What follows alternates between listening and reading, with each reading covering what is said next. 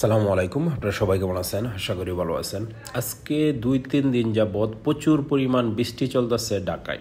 এটা হচ্ছে ঢাকা উত্তরখান মাজার রুট, যে রুটের কাজ বর্তমান চলমান আছে। দেখেন, চলমান থাকার কারণে প্রচুর পরিমাণ জলাবদ্ধতা হয়ে গেছে, কারণ এখন পর্যন্ত পুরাপুরি আপনার পানি যে ড্রেনের যে রাস্তাটা এখনও পুরোপুরি ক্লিয়ার করা হয় নাই। এই কারণে প্রচুর পরিমাণ জলাবদ্ধতা দেখা দিচ্ছে 2-3 দিনের বৃষ্টির কারণে। আজকে প্রচুর পরিমাণ বৃষ্টি হইতেছে, সকাল সন্ধ্যা মানে পুরা দিন কন্টিনিউ বৃষ্টি। দেখেন, আমি রাস্তা দ্বারা যাওয়ার পথে আমার মেলের মাঝে এই সময় দেখলাম প্রচুর পরিমাণ বৃষ্টি। দেখেন, গাড়িও একদম পানির নিচে চলে গেছে।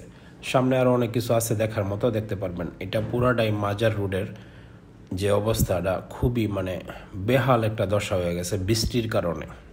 এই রাস্তাটার কাজ চলমান আছে, হয়তো একটু সময় লাগবো, আর 2-3 মাসের মাঝে রাস্তার কাজটা পুরো কমপ্লিট হয়ে যাব।